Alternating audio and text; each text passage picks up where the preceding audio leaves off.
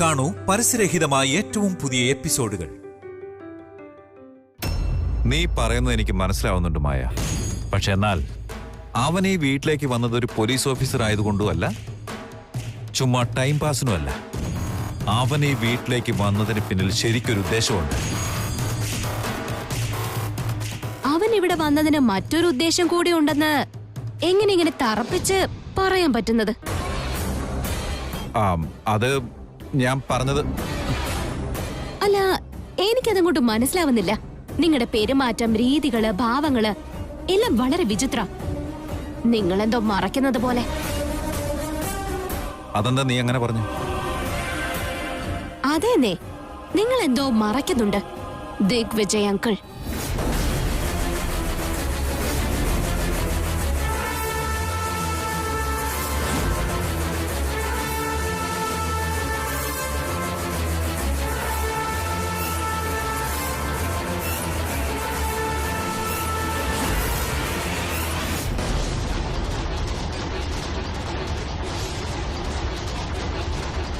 അതെന്തുകൊണ്ടാ നീ അങ്ങനെ പറഞ്ഞത്? അയ്യോ അങ്കിൾ, നിങ്ങളുടെ വർത്തമാനവും പെരുമാറ്റവും ഒക്കെ കാണുമ്പോ ദിഗ്വിജയ് അങ്കിളിനെ പോലെ ഉണ്ട്. അതുകൊണ്ട് അങ്ങനെ വിളിച്ചത്. ഓ, സത്യമായിട്ടും? ആ അങ്കിൾ, സത്യം. അല്ല, നിങ്ങളുടെ സ്വരം വേറെ, രൂപം വേറെ, എന്നാ നിങ്ങളുടെ പെരുമാറ്റമൊക്കെ കാണുമ്പോ സെയിം ദിഗ്വിജയ് അങ്കിളിനെ പോലെ തന്നെ ഉണ്ട്. അതുകൊണ്ട് പറഞ്ഞതേ ഉള്ളൂ. അതെന്താ നിനക്ക് ഈ സമയത്ത് ഇങ്ങനെ തോന്നാൻ? അയ്യോ ഇല്ല അങ്കിൾ, ഇതിനു മുമ്പും എനിക്ക് ദിഗ്വിജയ് അങ്കിളിനെ പോലെ തന്നെ തോന്നിയിരുന്നു.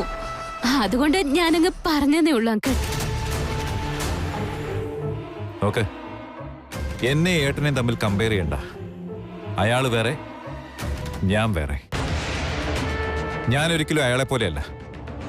എന്റെ രൂപവും എന്റെ ശബ്ദവും ഒക്കെ വളരെ വ്യത്യസ്തമാണ്. അത് കണ്ടാൽ തന്നെ മനസ്സിലാവില്ലേ?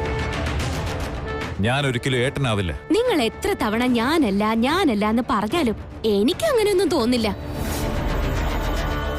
കാരണം നിങ്ങൾ ഒരമ്മയുടെ മക്കളല്ലേ, അതുകൊണ്ട് ഒരുപോലെ തന്നെ ഉണ്ടാവും. അത് ശരി, നിങ്ങൾ ദിഗ്വിജയ അല്ലെങ്കിൽ നിങ്ങൾ ആ സ്ഥാനത്തല്ലേ ഉള്ളത്. നിങ്ങൾ ഇപ്പൊ ചെയ്യേണ്ട ഒരേ ഒരു കാര്യം എന്താന്ന് വെച്ചാ, ആ അഭയെ ഈ വീട്ടിൽ നിന്ന് എത്രയും പെട്ടെന്ന് പുറത്താക്കണം. അവൻ ഈ വീട്ടിൽ ഉള്ളിടത്തോളം ഈ വീട്ടിൽ ആർക്കും തന്നെ സമാധാനം ലഭിക്കില്ല. ആലോചിച്ചു നോക്ക്.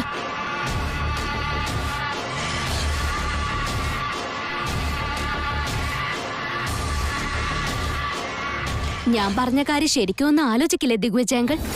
ഓ സോറി, ധനഞ്ജയ് അങ്കിൾ.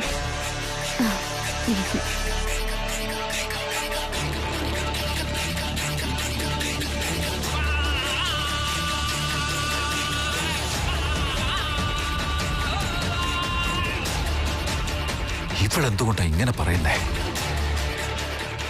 ഞാൻ ദിഗ്വിജയനാണെന്ന് ഇവൾക്ക് സംശയം തോന്നാൻ എന്തായിരിക്കും കാരണം? ഇനി ഒരു പക്ഷേ എന്റെ ബോഡി ലാംഗ്വേജും സ്വഭാവ രീതികളും അവളിൽ സംശയം ഉണ്ടാക്കി കാണോ? അങ്ങനെ ഒരാൾക്ക് സംശയം തോന്നുമായിരുന്നെങ്കിൽ അതാദ്യം എന്റെ അമ്മയ്ക്ക് തന്നെ തോന്നണമായിരുന്നു. പിന്നെ എന്റെ ഭാര്യയ്ക്ക് ഉറപ്പായും തോന്നിയേനെ. ഇവൾക്ക് ഇതെങ്ങനെ?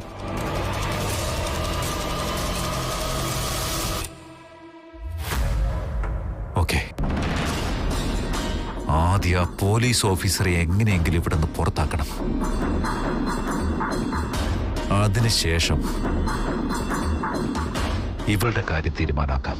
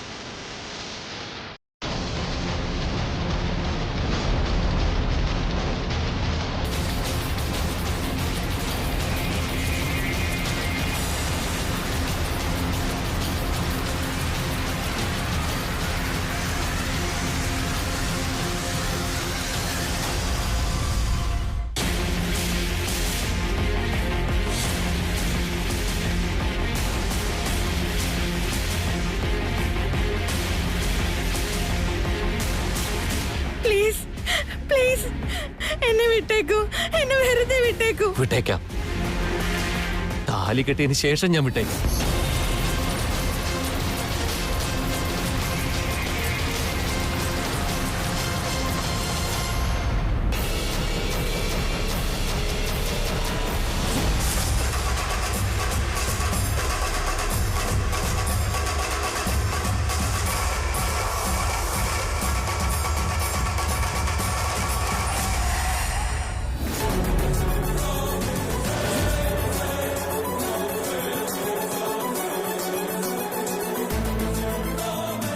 ആരാ നീ?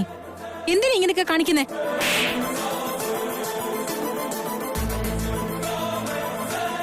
നടു റോഡിൽ വെച്ച് ഒരു പാവം പെണ്ണിനോട് ഇങ്ങനെയൊക്കെ പെരുമാറുന്നുണ്ടല്ലോ. സംസ്കാരം എന്താന്ന് നിന്റെ അച്ഛനമ്മയും പറഞ്ഞു തന്നിട്ടില്ലേ?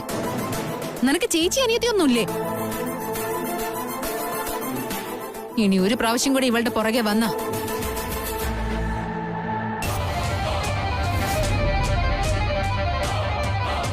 ഇത് നിന്റെ കയ്യിലുള്ളതുകൊണ്ടല്ലേ ഈ പ്രശ്നമൊക്കെ. മറന്നേക്ക് നീ ഇത്.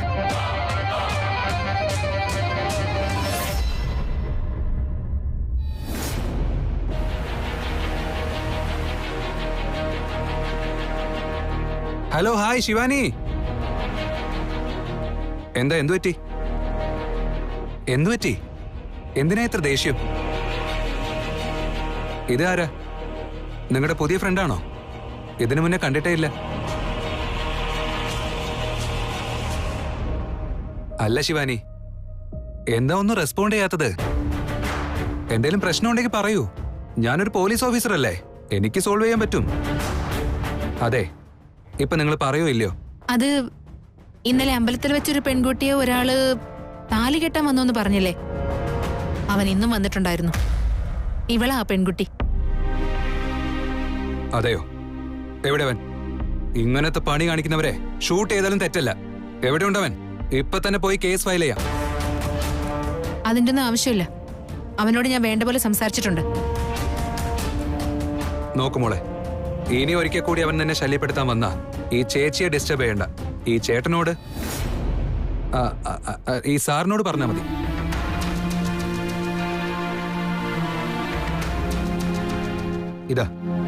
ഇതാണ് എന്റെ നമ്പർ. നിനക്ക് എപ്പോ വേണമെങ്കിലും എന്നെ വിളിക്കാം. 24 hours ഞാൻ അവൈലബിൾ ആയിരിക്കും. ഓക്കെ? പറഞ്ഞ പോലെ അവനെ കാണാൻ എങ്ങനെയാ? നല്ല ഉയരമുണ്ട്, മെലിഞ്ഞിട്ട. അവനെ കാണുമ്പോ തന്നെ അറിയൊരു ദുഷ്ടനാന്ന്. അവന്റെ നോട്ടം കാണുമ്പോ തന്നെ എനിക്ക് പേടിയാകും. ഓക്കെ, ഏത് നിറത്തിലെ ഡ്രസ്സായിരുന്നു? Brown colour shirt. അല്ല, മെറൂൺ കളർ ഷർട്ട്. പിന്നെ ക്രീം കളർ പാന്റും ബ്ലാക്ക് കളർ ഷൂസ് അവൻ ഇട്ടേക്കുന്നത്. ശരി, ഇങ്ങനെ പേടിക്കാനൊന്നുമില്ല. നിങ്ങൾ പൊക്കോളൂ, ഞാൻ നോക്കിക്കോളാം. വാ. ശിവാനി, ആ താലി ഇങ്ങ് തന്നെ. പൊക്കോ. ഒരു കാലത്ത് ഞാനും ഇതുപോലൊക്കെ തന്നെ ആയിരുന്നു. താലിയും കയ്യിൽ വെച്ച് പുറകെ നടന്നിട്ടുണ്ട്. ആരായിരിക്കും ആ പയ്യൻ? ഈ കുട്ടിയുടെ പുറകെ എന്തിനാ നടക്കുന്നേ? കണ്ടുപിടിക്കണം. Maroon shirt, cream pant, black shoes. നല്ല ഉയരം, വെളുത്തിരിക്കുന്നു. അപ്പൊ ഇവൻ തന്നെ.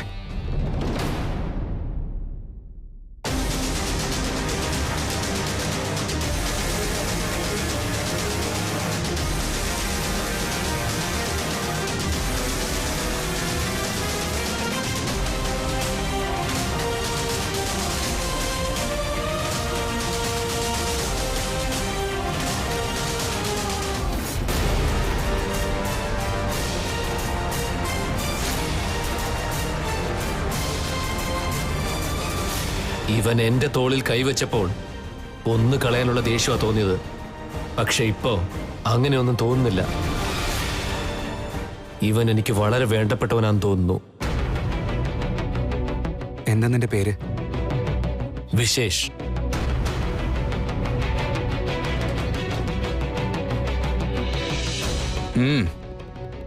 പേരെന്നെ വിശേഷമാണല്ലോ. അതായിരിക്കും ഇങ്ങനെയൊക്കെ പെരുമാറുന്നല്ലേ? എന്താ നിന്റെ പ്രോബ്ലം? എന്തിനാ ആ കുട്ടിയെ താലി കെട്ടാൻ പോയെ? എന്താ കല്യാണം കഴിക്കാൻ മുട്ടി നിൽക്കണം? അങ്ങനല്ല, എനിക്ക് അവളെ താലി കെട്ടണം. ഓ, അവൾ ആരാന്നറിയോ നിനക്ക്? ആ, അറിയാം. ഞാൻ ഇഷ്ടപ്പെടുന്നവൾ. നീ ആരാണെന്ന് അവൾക്കറിയോ? ഇപ്പൊ അറിയില്ല, പക്ഷേ കല്യാണത്തിന് ശേഷം അവൾ അറിയും ഞാൻ അവൾക്ക് ആരാണെന്ന്. ഏയ്, നീ ഒരു പൊട്ടനാണോ അതോ പൊട്ടനെ പോലെ പെരുമാറുന്ന ബുദ്ധിമാനാണോ? എന്താ നീ പറയുന്നതിന്റെ അർത്ഥം? ബുദ്ധിയും ബോധവും ഇല്ലാത്ത നീ എന്തിനാ താലിയും കൊണ്ട് പിന്നാലെ നടക്കുന്നേ? കല്യാണം കഴിക്കാനല്ലേ താലി കെട്ടുന്നത്. നിന്നെ നീ ശരിക്കും കണ്ടിട്ടുണ്ടോ? അവൾ എങ്ങനെ നിന്നെ ഇഷ്ടപ്പെടാനാ? നീ അത് ആലോചിച്ചിട്ടുണ്ടോ? അവളുടെ ഇഷ്ടം എനിക്കൊരു പ്രശ്നമല്ല. ഞാൻ താലി കെട്ടുന്നതാണ് എനിക്ക് മുഖ്യം. ഏയ്, നിന്റെ ഈ സംസാരം കേൾക്കുമ്പോ ഇല്ലേ കൊയ് വീശി ഒന്ന് പൊട്ടിക്കാനാ തോന്നുന്നേ.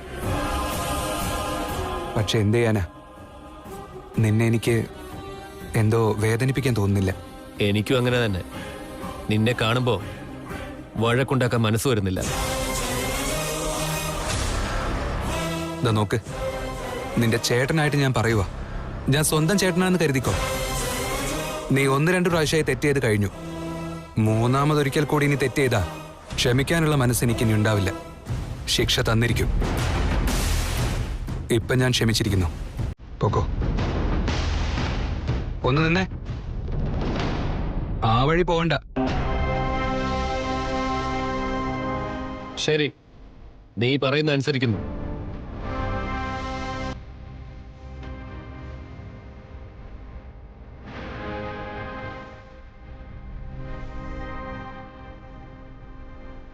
സൂക്ഷിക്കണം. നീയും സൂക്ഷിക്ക. ആ,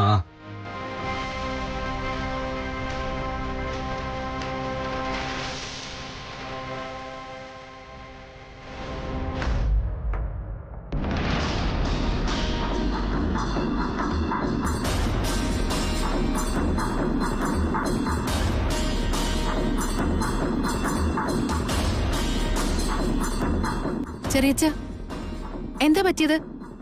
എന്തോ ടെൻഷനുള്ളതുപോലെ. ഓ, ചെറിയമ്മയും കൃഷ്ണയും ഇവിടെ ഇല്ലാത്തത് കൊണ്ടാണോ? ഇവിടെ ഇല്ലാത്തവരെ പറ്റിയുള്ള വിഷമത്തെക്കാളും ഇവിടെ ഉള്ളവരെ കുറിച്ചുള്ള വിഷമം. എന്താ ഈ പറയുന്നേ? പിന്നെ അല്ലാതെ ഈ വീട്ടിൽ ഓരോ കാര്യങ്ങൾ ഉണ്ടായിക്കൊണ്ടിരിക്കുക, ആർക്കും അതിനെപ്പറ്റി ഒരു വിഷമമില്ല.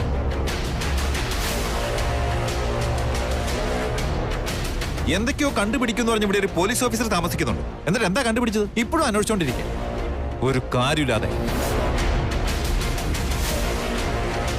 ശരിയാ, അളിയനെ കാണാനില്ല, റീനയും കാണാനില്ല. തൃശ്ശൂർ എവിടെ പോയെന്ന് അറിയില്ല. ഇത് അന്വേഷിക്കാൻ വന്ന ആ പോലീസ് ഓഫീസർ ഉണ്ടല്ലോ, 3 നേരം വെട്ടി വിഴുങ്ങി തേരാപ്പാര കറങ്ങി നടക്ക. അഭയ്, വാ മോനെ. നിന്നെപ്പറ്റി എവിടെ സംസാരിച്ചോണ്ടിരിക്കുന്നെ? എന്നെ പറ്റിയോ? എന്താ മുത്തശ്ശി? ഇദ്ദേഹം പറയുന്നതിനും കുറച്ച് കാര്യമുണ്ട്. നിങ്ങൾ ഇവിടേക്ക് വന്നത് ഈ വീട്ടിലെ പ്രശ്നങ്ങളൊക്കെ പരിഹരിക്കാനല്ലേ? ഈ വീട് വിട്ടു പോയവരെ തിരിച്ചു കൊണ്ടുവരുന്നല്ലേ പറഞ്ഞത്? പക്ഷേ നിങ്ങൾ ഇവിടെ വന്നതിന് ശേഷവും ഈ വീട്ടിലുണ്ടായിരുന്നവർ ഇറങ്ങിപ്പോയിട്ട് ദിവസങ്ങളായി. അവരാരും ഇതുവരെ തിരിച്ചു വന്നിട്ടുമില്ല. അത് മാത്രമൊന്നുമല്ല, ഇവൻ കാരണം ഇവിടെ എന്തൊക്കെ പ്രോബ്ലംസ് ഉണ്ടാകുന്നുണ്ടെന്നറിയോ? ഇവൻ എന്തെങ്കിലും കണ്ടുപിടിക്കാൻ വന്ന പോലെ എനിക്ക് തോന്നുന്നില്ല. ആരും ഇവിടുന്ന് പോകാനും പാടില്ല, ഇങ്ങോട്ട് വരാനും പാടില്ല. എല്ലാരും ഈ വീട്ടിൽ തന്നെ കെട്ടിക്കിടക്കണമെന്നാ. ഇനി നമ്മൾ എവിടെയെങ്കിലും പോയാലോ ആരോടെങ്കിലും സംസാരിച്ചാലോ അതിന്റെ ഡീറ്റെയിൽസ് എല്ലാം എടുത്ത് ഇവന്റെ കൈ കൊണ്ട് കൊടുക്കുകയും വേണം.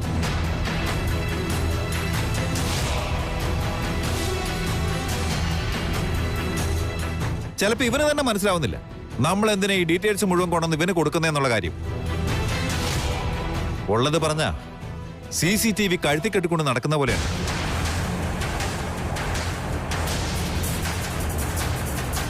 അല്ല, ഇപ്പൊ എന്താ ഇങ്ങനെ?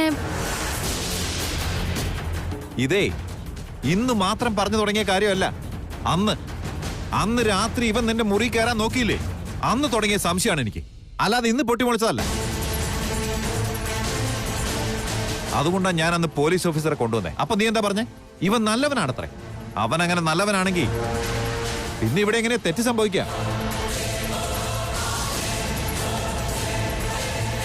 ഇപ്പൊ ഇവിടെ എന്ത് തെറ്റാ സംഭവിച്ച മിസ്റ്റർ ധനഞ്ജയ്? എന്താണ് ശരിയായിട്ടുള്ളത്? എല്ലാം തെറ്റാണ്. അങ്ങനെ ചെയ്യാം ഇങ്ങനെ ചെയ്യാന്ന് പറഞ്ഞ് നാടകം കളിക്കാ നീ. എത്രയും പെട്ടെന്ന് ദിഗ്വിജയൻ ഇവിടെ കൊണ്ടുവരാന്ന് പറഞ്ഞ് അമ്മയ്ക്ക് നീ വാക്ക് കൊടുക്കും. എത്രയും പെട്ടെന്ന് തൃശ്ശൂരിനെ കൊണ്ടുവരാന്ന് പറഞ്ഞ് ഇവർക്ക് നീ വാക്ക് കൊടുത്തു. എന്നിട്ട് എന്തേ അവരാരും ഇങ്ങോട്ട് വരാത്തത്? നിനക്കെന്തെങ്കിലും മറുപടി പറയാനുണ്ടോ?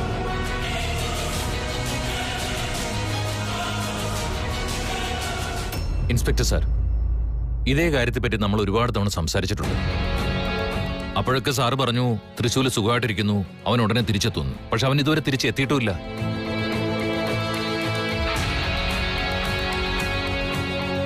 അവൻ വന്നില്ലെന്ന് മാത്രമല്ല, അവൻ എവിടെ ഉണ്ടെന്ന് നിങ്ങൾക്ക് പറയാനും പറ്റുന്നില്ല. ഇതെങ്ങനെ ശരിയാവും? നോക്ക്, നീ ചെയ്ത ഉപകാരങ്ങളൊക്കെ മതി. വേറെ ആരെങ്കിലും വന്നത് അന്വേഷിക്കട്ടെ. നിന്നെ കൊണ്ടൊരു പ്രയോജനം ഉണ്ടാവും തോന്നുന്നില്ല. കാണാതായത് ഞങ്ങളുടെ വീട്ടുകാരാ, വേദനയുള്ളത് ഞങ്ങൾക്കാ. നീ ആണെങ്കിൽ എവിടെന്നോ ടൂർ വന്നവനെ പോലെ വീട്ടിലിങ്ങനെ ആഘോഷിച്ച് നടക്കുക. അഭയ് സർ, നിങ്ങളിങ്ങനെ ഒരു മറുപടിയും പറയാതിരുന്ന എങ്ങനെ ശരിയാകും? ഇവനെന്ത് ചെയ്യാനാ? മിണ്ടാതിരിക്കാനേ പറ്റൂ. എന്തെങ്കിലും അറിയാമെങ്കിലല്ലേ ഇതിനുള്ള മറുപടി പറയാൻ പറ്റൂ. അത് അവൻ അറിയുകയും ചെയ്യാം. അവനൊന്നും കണ്ടുപിടിച്ചില്ല, ഒരു വിഷയത്തെക്കുറിച്ച് അറിയൂല, പിന്നെ എന്താ മിണ്ടുക? സാർ, ദയവ് ചെയ്ത് ഇവിടുന്ന് പോ. ഞാൻ ഹയർ ഓഫീസറോട് പറഞ്ഞ് വേറെ ആരെങ്കിലും അപ്പോയിന്റ് ചെയ്ത് ഇത് അന്വേഷിക്കാൻ പറഞ്ഞോളാം. ഓക്കെ?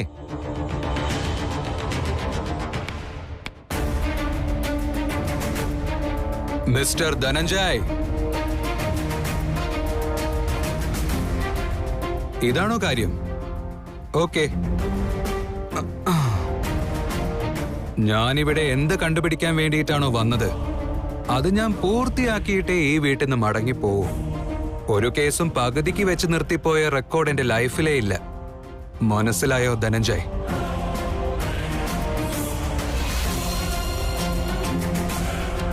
നിങ്ങളെല്ലാം എന്താ വിചാരിച്ചിരിക്കുന്നത്? ഞാനിവിടെ സുഖിച്ച് ജീവിക്കാൻ വേണ്ടി വന്നതാണെന്നോ? ഞാൻ നിങ്ങളുടെ കൺമുന്നിലുണ്ടെങ്കിലും എന്റെ അന്വേഷണങ്ങളൊക്കെ കൃത്യമായി നടക്കുന്നുണ്ട്.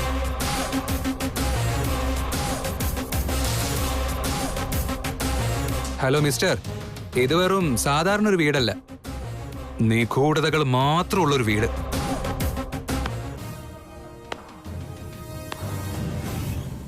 അതുകൊള്ളാം.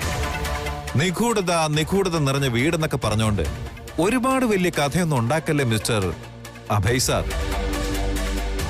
നിങ്ങൾ പറഞ്ഞോണ്ട് വരുന്ന എന്താ? എന്റെ ചേട്ടന്റെ ഇന്ന് കംപ്ലൈന്റ് കിട്ടിയത് കൊണ്ടാ നിങ്ങൾ ഈ ഇൻവെസ്റ്റിഗേഷന് വന്നിരിക്കുന്നത്. അങ്ങനെയാണെങ്കിൽ ഇപ്പോ ആ ചേട്ടൻ എവിടെയുള്ളേ? അതൊക്കെ പോട്ടെ, ഫോണൊക്കെയുള്ള ഈ കാലത്ത് ചേട്ടൻ ഞങ്ങൾ അറിയാതെ നിനക്ക് കംപ്ലൈന്റ് എന്നെങ്ങനെയാ? അത് മാത്രമല്ല, ഞങ്ങൾ ആരുമായിട്ടും ഒരു കോണ്ടാക്റ്റും ഇല്ല. പിന്നെ നിന്നെ മാത്രം എങ്ങനെ കോണ്ടാക്ട് ചെയ്തെന്ന്? മിസ്റ്റർ ധനഞ്ജയ്, ഈ കാര്യങ്ങളൊക്കെ നിങ്ങളോട് പറയാൻ പുള്ളിക്ക് തോന്നിയില്ലെങ്കിലോ? നിങ്ങൾ എന്തൊക്കെയാ പറയുന്നത്? നീ ഈ പറയുന്നതിന്റെ അർത്ഥം എന്താ? ക്ഷമിക്കും മുത്തശ്ശി, ചില സമയത്ത് സത്യം പറയുമ്പോ മനസ്സിന് ഒരുപാട് സങ്കടം ഉണ്ടാവും. എന്ന് കരുതി സത്യം അധികം ഒളിപ്പിച്ചു വെക്കാൻ പറ്റില്ല. ശരി, എവിടുന്ന് ഞാൻ തുടങ്ങണം? ധനഞ്ജയ്, മുത്തശ്ശി, അമ്മ, മായ, ശിവാനി, നന്ദീഷ്.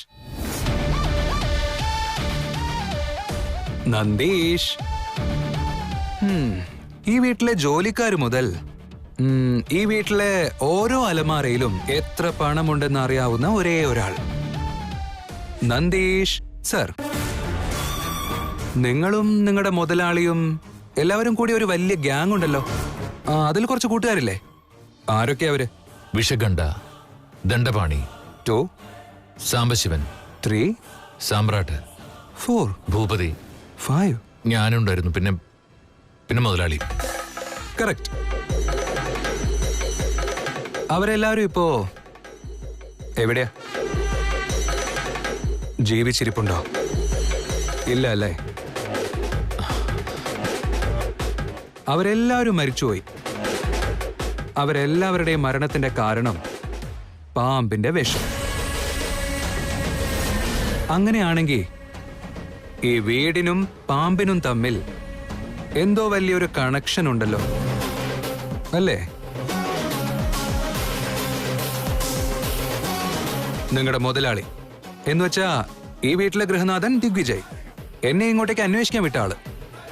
അയാൾ ഒരു വലിയ യാഗം നടത്തി. അന്ന് ആ അമ്പലത്തിലേക്ക് ഒരു കൊച്ചുകുട്ടി വന്നിരുന്നു അല്ലേ? ആ കൊച്ചുകുട്ടിയെ ഈ പറഞ്ഞവരിൽ ആരോ ഒരാൾ എന്തോ ചെയ്തിട്ടുണ്ടെന്നതിന് റെക്കോർഡ്സ് ഉണ്ട്. ഞാനത് കാണിക്കണോ?